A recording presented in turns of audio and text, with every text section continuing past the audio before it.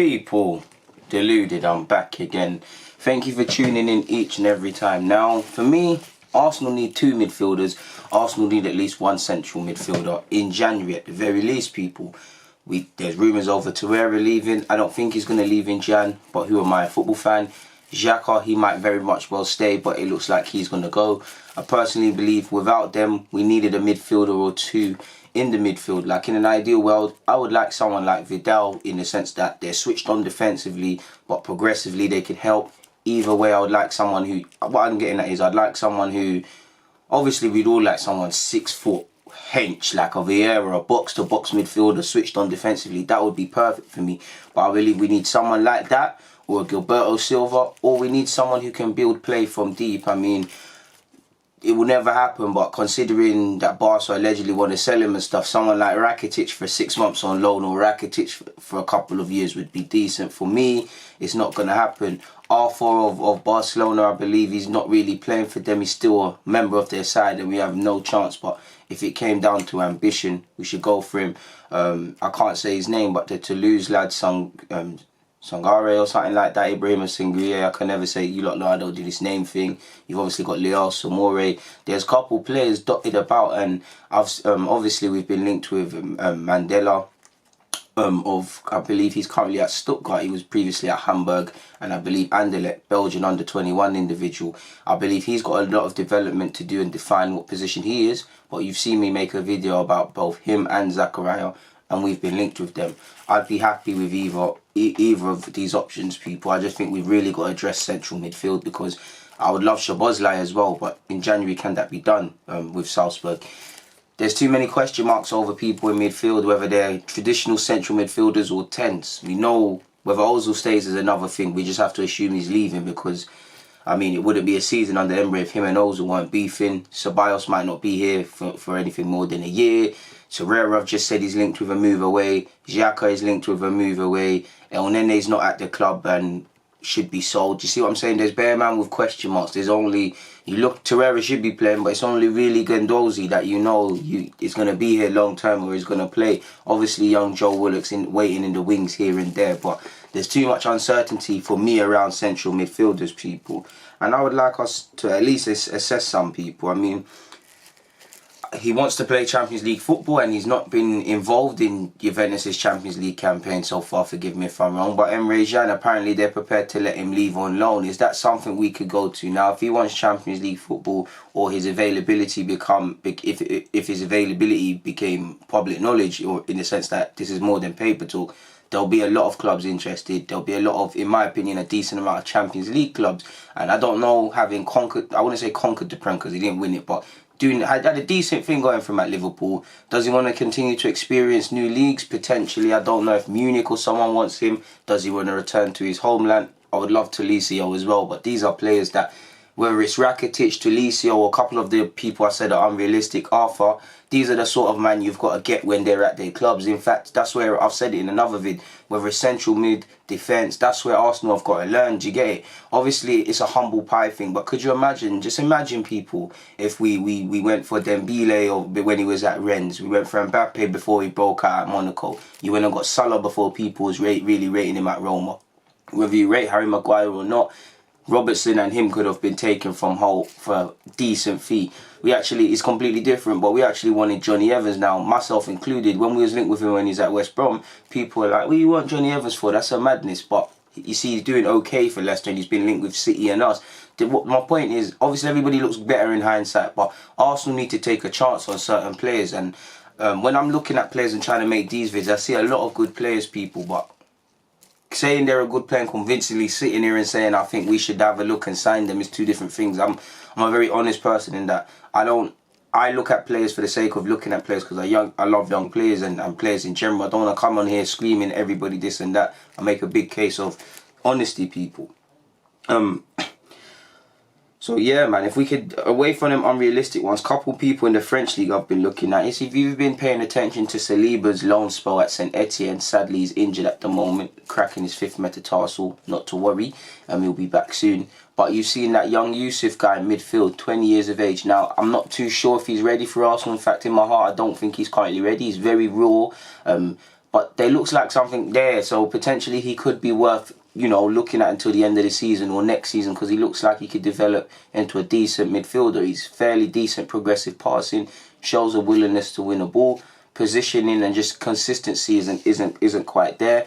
But I mean, it's never going to be there. And St Etienne have a couple of lads I'm looking at. Whether they have it to make it at Arsenal or top 6 clubs is another thing. But you've got him, you've got Fofana, you've got that young striker they brought on the other day. They've got, is it Charles Albi? I can't remember, but they got decent little players around there, man.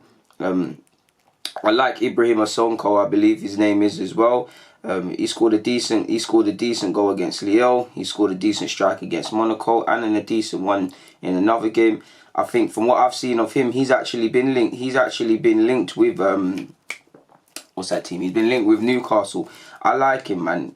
Again, I'm not too sure. I'm not watching him religiously. I know him inside out, but he's got good size on him based on what I've looked at. He's over 6 foot. He's got a good engine. He's very good at making late runs and just forward runs into the box. He's a fairly decent ball carrier.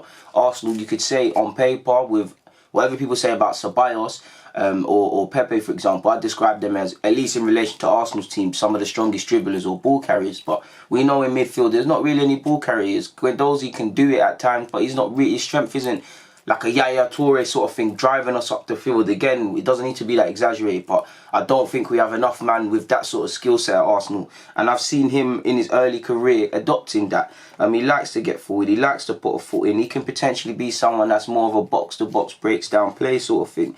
He's still raw, but I believe I'm going to at least take a look at him from now to the end of the season, because there might be something there for Newcastle. I say Newcastle because he's been linked with them, £10 million. You've obviously got... I can't say his name, so we're just gonna. I can't. Let me go on the pronunciation, people. I can't. That one's a madness.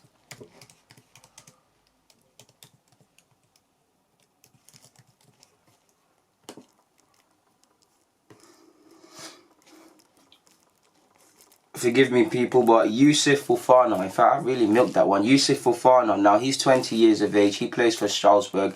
I do believe he's been at a couple of other clubs before them, been capped by France at this level. And I like what I see from him.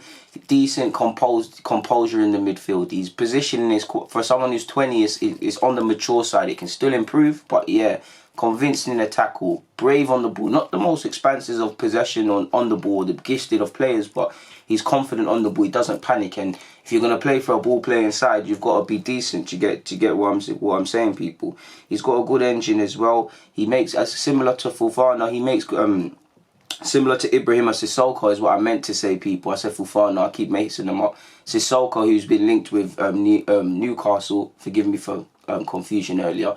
They're a bit similar but completely different. They've both got an engine. They've both got good forward runs, people. And I really like what I'm seeing from them. And obviously, they're both kind of young and they're playing in France. Admittedly, I don't know. Let's see how experienced he is, because I don't know how many games he specifically played for Salzburg, people, under his belt. But he's contracted until 2023. So, and also with Strasbourg, it might not be the hardest of deals to get done to a certain degree, because they have less money than us and things like that. They might be more open to negotiations. But he's made 5 appearances this season in Liga, 3 in Europa League qualifying. He's made 30 appearances for Strasbourg in total, and 22 of those, or 22 appearances in general, have come in the top flight in France. So he'll probably have a lot of teething problems, but I think he's got good size. He can play a couple of midfield roles, fairly decent on the ball, fairly decent winning the ball back.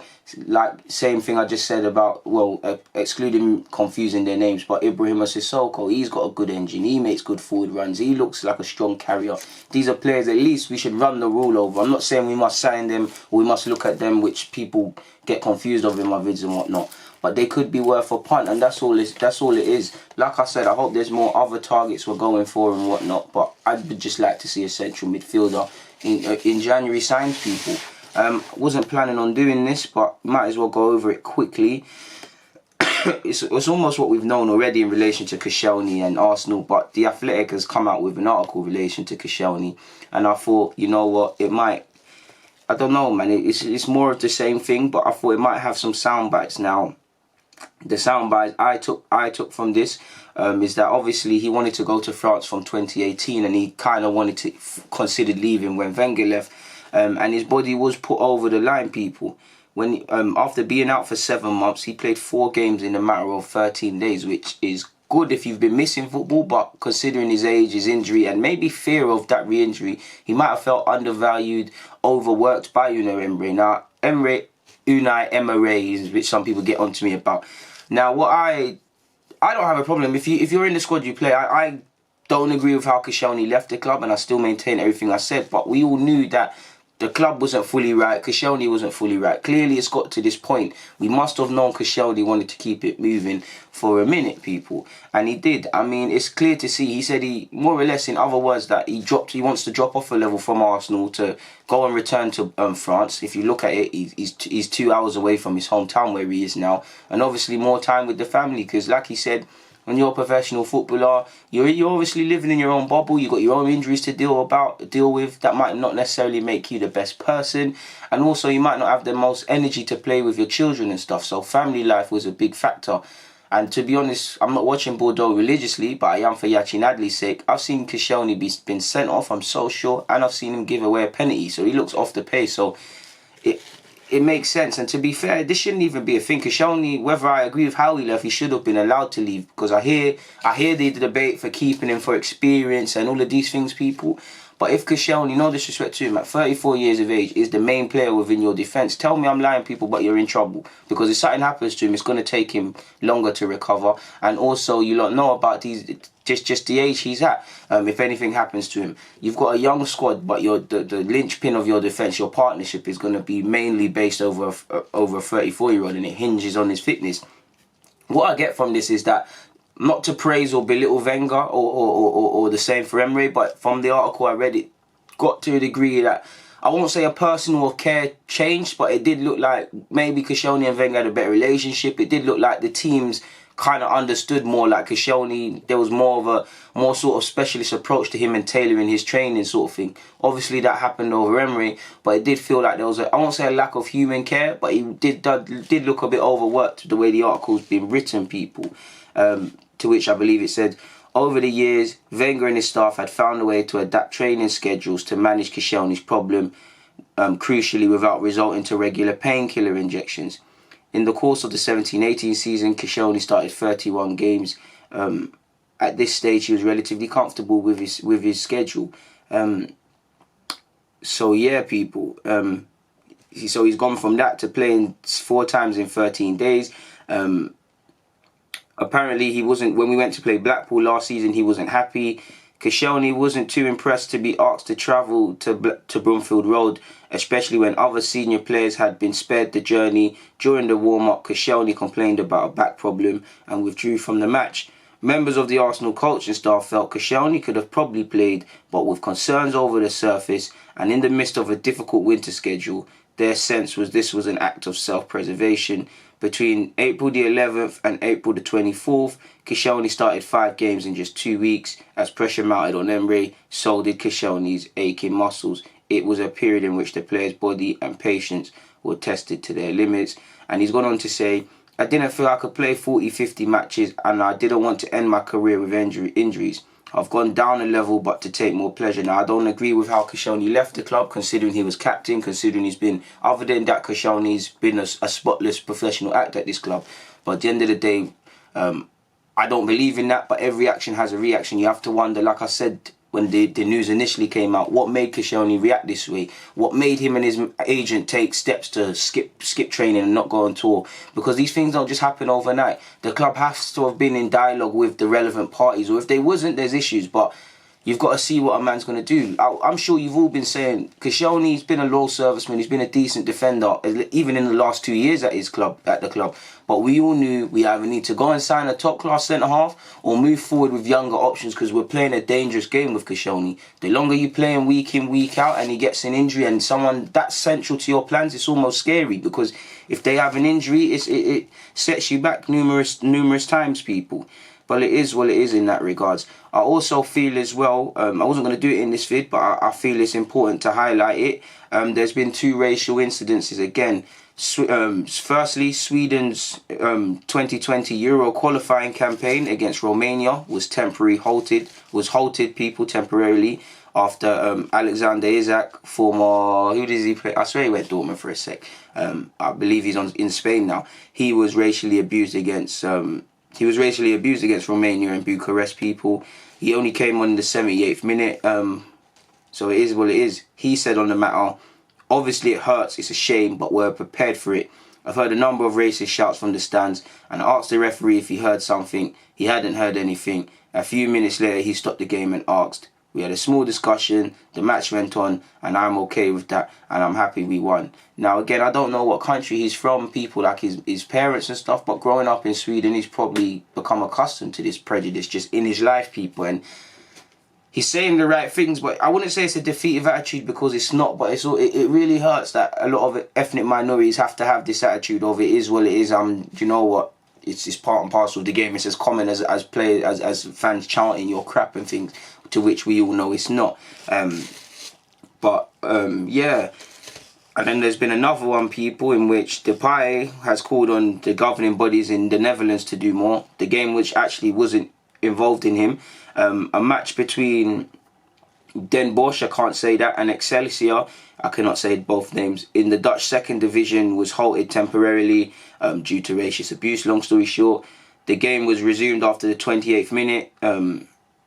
After the 28th minute stoppage, and the lad they racially abused, Ahmed Mendes Morena, forgive me if I'm wrong, actually scored as well, people. So I won't say that's the best revenge for racism, because it's not the best revenge for the best revenge for racism would be they either stop it, they're either sanctioned heavily, or they just simply get beat up, people. But it's a bit of humble pie, man, and you lot know my feelings on racism, and I'm sure you've got the same feelings as me, as would any sane human have, so we don't need to harp on about this sort of stuff, people, but it's sad. I felt I'd have to mention that, so I have. On that note, though, thank you for listening to me as I spoke about Fofana Sissoko, as we spoke about Fofana, obviously we spoke on Koscielny, and now we've spoken on this racial incidents, but I need to go and have my breakfast and catch my train, people, and go to work. So, on that note, people, God bless DG.